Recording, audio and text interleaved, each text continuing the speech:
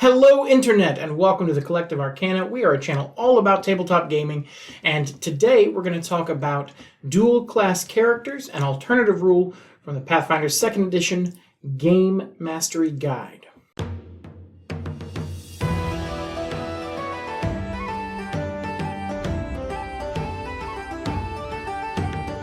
Hi everyone, Wyatt with the Collective Arcana here. Let's go ahead and jump right in. So dual class characters, or Gestalts as they're called, could be Gestalts, but I think it's Gestalt. Someone will let me know if I'm wrong. But they are characters who functionally are advancing in two classes simultaneously. This is not something that Pathfinder 2nd edition invented. This has been around since, I believe, for some time. I'm not sure of the origin of it or the term, but it has been something for at least 30, 40 years of the hobby that people have been doing. So probably close to the entire time. As I said, I don't really know the origin of it, but it's certainly something that seems like the sort of thing that would be appealing, right? You can have your cake and eat it too sort of thing. Not only are you a wizard, but you're also a fighter, and you're not some multi-class or some hybrid or some special class that combines those things. You are completely both of those things. Sounds great, right? Yes and no. Once we talk about the actual rules as presented in the GMG, then we will go ahead and I'll sort of give you my thoughts on dual classing, and where I stand on it. And then, of course, hopefully with the information from this, you'll be able to form your own opinion. Just because I feel a certain way doesn't mean that you should not try something out or that you're in any way wrong or bad for enjoying it on your own. Or not enjoying it, as the case may be. So this, as I said, is found in the Game Mastery Guide. It leads to more versatile characters, certainly, because you have more options, as well as characters that can have longer adventuring days, because they're going to have more resources to pull from, or be less likely to at least have to use certain resources, because theoretically their defenses are going to be a little more well-rounded. And that leads to the third thing that it causes, which is much more durable characters. So, really, at least in Pathfinder 2nd edition, you're getting almost everything. The only thing you're not getting is a bump in power, usually. But you are getting pretty much more powerful laterally, with versatility, more defensively, because you're going to be taking the better of the saves and the ACs and things. And you're, of course, getting just a whole lot of more things to spend, more class features and more consumable, not necessarily consumable, but more of your limited use things from more sources, therefore more limited uses. There is a caveat, and that is that no matter what happens, you're not going to be able to get over 3 focus points, but you'll probably get to 3 focus points a lot sooner. But again, you're not actually more powerful. Again, at least in Pathfinder 2nd edition. There are certainly options that are stronger, and we'll sort of talk about that. But for the most part, while you're going to have the best potential scores in more places, none of your potential scores are going to be any higher than a single class character. You may be a wizard with a champion's defense, but you're not ever going to have a higher defense than another champion. You'll just have much higher defense than another wizard. Now, an exception may present itself when you start stacking martial classes. Spellcasting classes, as strange as that may be to think of, are actually going to be not too problematic to be combined. The only real issue there comes with managing your multiple spell slots. If you have unique mechanics around your focus spells like some classes have, and a few little interactions like that. But in terms of power, you're going to be fine. You're not going to be a problem for your GM. You're going to have too many spell slots, for the average adventuring day. But again, that's sort of something that you're seeing as an upfront cost. It's assumed that dual class characters will have longer adventuring days, no matter what they're combining. But that's definitely felt probably more so than anyone else if you're combining multiple spellcasting classes. Just because spell slots are your currency, and having functionally, on average, assumed twice as many as normal, you're going to feel really good about all those extra spell slots from your dual class. Where the power problem comes in is when you start stacking martials. For example, a fighter with its really high attack bonus in Pathfinder 2nd Edition compared even to other martials. Watch the fighter video if you're curious exactly how that works. But they're real good at accuracy. They're very, very good at hitting. Versus, say, a barbarian that gets a lot of damage boosts because they are expected to not hit that often and to be hit kind of often. Barbarians in Pathfinder 2nd Edition are very much, counterintuitively perhaps, but very much glass cannons. When it works, they're going to be sweeping through things, and when it doesn't work, they're probably going to get melted quick because, well, they've got all that HP and some damage resistance and things like that. What they lack is AC, and what they lack is the precision of other classes. You have rangers that have multiple attacks that they can get off, and oftentimes will reduce that penalty. But a barbarian, if it's not hitting with its first hit, it's probably not going to hit. So when you combine that with a fighter's accuracy, all that extra damage that the barbarian gets to make up for the fact that it's questionable in terms of accuracy and AC, you've got better defenses in the fighter, and you've got better attack in the fighter, and you've got the barbarian's massive bonuses to damage, and that becomes a really, really dangerous thing. The same with a fighter. If you combine a fighter with the flurry ranger, all of a sudden you have somebody whose final attacks for the round are going to be higher than most people's first attacks for the round, and that can be pretty brutal as well. So things like that, specifically fighter is probably your red flag anytime somebody's combining a martial with a fighter. But there are definitely other combos. A fighter and a champion, you're now legendary attack and defense with solid everything else pretty much. Barbarian and champion is kind of gross. You've got all that HP and that damage reduction and that AC and the ability to heal yourself with lay on hands. That's a class that pretty hard to kill, honestly.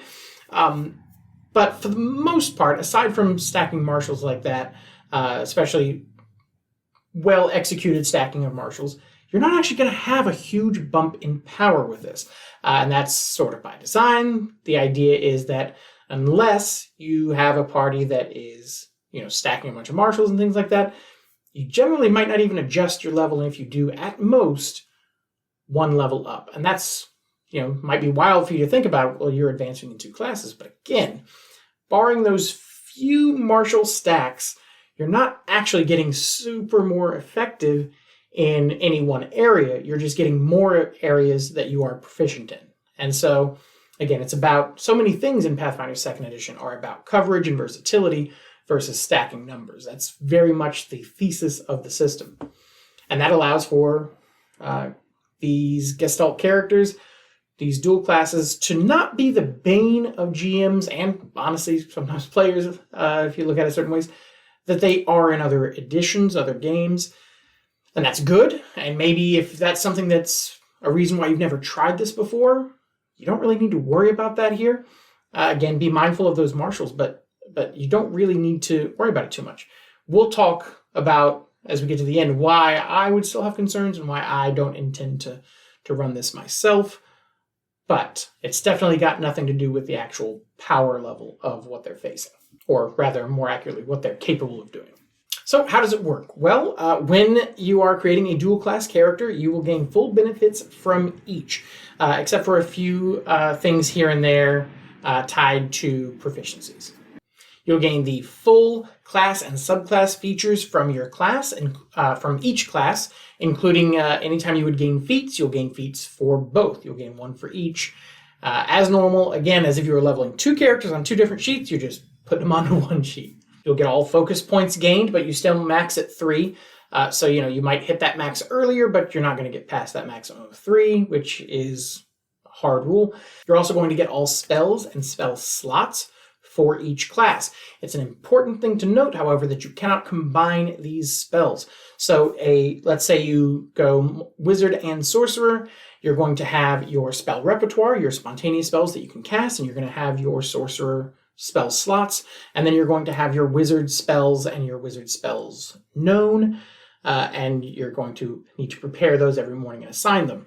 You cannot use a spell that you know as a wizard to cast spontaneously with your sorcerer slots, or vice versa. You cannot take a spell that you only know innately as a sorcerer and prepare it in one of your wizard spell slots unless you have also learned it as a wizard, which is certainly a thing that you probably could do.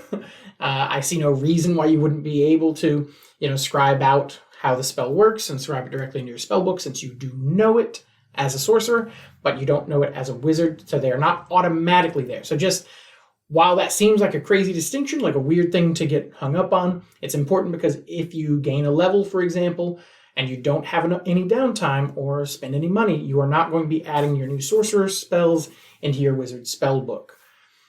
Again, niche case, but it's an important distinction, and that's just to illustrate how your spell slots do not combine, even if they're both arcane. Anything, doesn't matter what tradition they are. So spontaneous. Let's say you are a bard and a sorcerer, just to make it as clear as possible. Let's say that you're an occult sorcerer.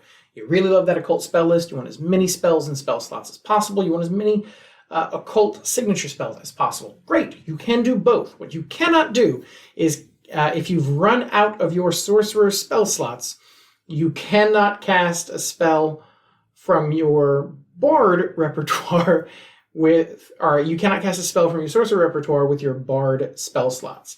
They are distinct. Even though they are both spontaneous occult spell slots, you have to keep it separated. If you know it as your sorcerer but not as your bard, which, why else are you doing this if it's not to have the most possible occult spells known and at your fingertips, that there's a very distinct possibility that will happen. So while you will know, let's say, 6 spells at a certain level, 3 of those spells can only be cast with these 3 slots, and 3 of them can only be cast with these 3 slots. It's not nearly that complicated in practice. Just keep them completely separated. Again, as if you had 2 characters and you're just tracking their spells that way. You just have access to both character sheets while you're playing. But it is, again, an important distinction to make. You are not just having a whole big mess of spells known in spell slots. They are separate. You will gain the better of the 2 classes for HP, as well as armor proficiencies, weapon proficiencies, and not just what your group is, but also how good you are with them. And the same with your saves. So if one class has got really good reflex saves and others got really good fortitude saves, bully for you. Now here's where we get a little bit tricky with it, is for your skills, you will get the base proficiency from the class, from each class. So for example, a cleric will generally get religion and then 1, maybe 2 more skills based on their choice of domain, if they choose a domain, or just their deity's selected skills. And over on the other side, a wizard will always get arcana, right? So you'll get those, and then on each class it will say, well, we get these additional number of trained skills. So you don't get both. So, the wizard gets, I don't know off the top of my head, but wizard gets 4 and the cleric gets 3, for example. You don't get to add them together and get 7. It's still just the better of the 2, so the wizard's 4. But you do still get whatever automatic training that the cleric gets for, religion and then whatever their domain may be giving them. So you do get some extra skills, of course. You just don't get double the extra skills. As you level up, you do not gain double anything else. You do not get double ancestry feats or general feats or skill feats or skill training. All of that is singular as you progress. So you will, for example, if you're a rogue, rogues get skill training and skill increase on the off levels compared to they actually get them at every level. So you will still get them at every level because you're a rogue, but you'll never get 2 per level because you're going up as 2 separate classes at the same time. Just 1, no more at any time. Again, classes that always get 1 will always get 1. You may get 0, you may get 1, but you'll never get 2. Another thing to consider is if you are leveling up and one of your classes gets a proficiency increase, but it's a proficiency to a proficiency level that your other class already had, you gain no benefit. So the example provided in the book has a cleric/ranger at level 5. The cleric gets an increase to their perception. They get the alertness ability, and that raises it to expert. But because they're a ranger, as their other class, they already had expert in perception. They started with that. They do not increase their perception further. They get no benefit from that gain. And that's it. That is dual classing in Pathfinder 2nd Edition. It is very straightforward.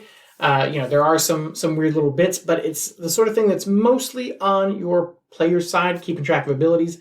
But as a GM, it's not really that much harder to run. You're just going to sort of assume that your players will have solutions to more things and be able to have a longer adventuring day, that is, more encounters before needing to rest for the night and regain everything. But other than that, it's pretty straightforward, pretty easy. All that said, I don't intend to ever run this, at least not for a long-term campaign. Why? It seems perfectly fine. I'm not having to really adjust my encounters too much to account for it or anything. I'm just going to have to throw more at my players. Again, as a GM, it's not a lot of work. It can be for players, though, especially for players who, already struggle with spellcasting or, combat tactics and things like that. Giving them more options is not going to improve how quickly your turns go in combat. Even veteran players will find themselves with either analysis paralysis, where they've got too many good options and they don't know what to do, or they will just find themselves, a bit overwhelmed trying to find the optimal thing. So it's a really unique group that I think would actually benefit from this feature in terms of would have more fun with it than just, running regular or getting the free archetype rule, which I do love. So, definitely use this with caution. None of that is why I don't want to run it. I have confidence in my players being able to learn and get up to speed for the most part. But my concern is I sort of feel like once you go dual class, it becomes pretty hard to go not dual class. And that's not necessarily a bad thing. Again, complexities on the player's side besides those, I don't mind that. I don't mind any of that. But I do feel like once you're able to see the types of characters that you can build and build perfectly by having exactly this right suite of abilities that are also just really well-rounded and really powerful, I would worry about my players feeling limited the next campaign or the next game that they run when they are just running regular characters. Again, even characters with that free archetype. And that could be said about the free archetype, right? Because, they're getting a whole lot of options, and how do you ever really want to play again after that? I agree with you. The big difference for me there, and again, this is just my table, is that there are a lot more archetypes than there are classes, at least right now, and I can't imagine they'll ever really catch up. I imagine if they do add 30 more classes, they're going to add 300 more archetypes, and that's a conservative guess. So, so if, for me, I just feel like wanting my players and me to see more things more often, maybe that's selfish on my part, I don't know, but just the lack of variety in classes, especially when people are taking 2 classes every time. Right now there are only 20, so, you're only going to see 10 characters at most before you start seeing some recurring abilities and features. And for me personally, that certainly makes it less interesting to me. Not that the beginning and end of how interesting a character is its core class and mechanics. But, when it's the third time that we're seeing a fighter, because, if you're going to have a martial ability to go with your spellcasting, you might as well have the best attack bonus with your martial. And that's my concern, is just seeing like, oh yeah, my character's totally different. It's a fighter and a wizard. That character over there, that's a fighter and a witch. And that one over there is a fighter and an arcane sorcerer. They're all completely, totally different. And that's really my concern. But again, if that doesn't bother you or your table or whatever, great. I think this is totally fine. It's balanced enough. Like I said, the book says you might occasionally want to analyze and raise challenge rating by 1 level, but not even necessarily. That's only if you've got a couple of well-stacked marshals. So as with anything else, it's a great option. It's going to be right for some tables, wrong for some tables, and there's nothing right or wrong about that. It's your table. It's you and your players. Figure out how you want to play and play that way. It's a fun tool to have in the arsenal, and it's a great, just another wonderful variation from the Game Mastery Guide, which I cannot say enough good things about. I think there's a link down below go buy it. It's super cool. Check out the video there if you want to see what else is in it. But that's it. That's dual classing or Gestalt characters in Pathfinder 2nd Edition. Let me know down in the comments. Have you played with this? What kind of characters did you make? If you're a GM and you're running it, did you find that your players don't like to go back to non-Gestalt characters after that? Or am I just overthinking it? Just let me know down there. I know at least one of my players would love for you to convince me otherwise. But thanks so much for watching. Welcome to the Collective, and we will see you next time.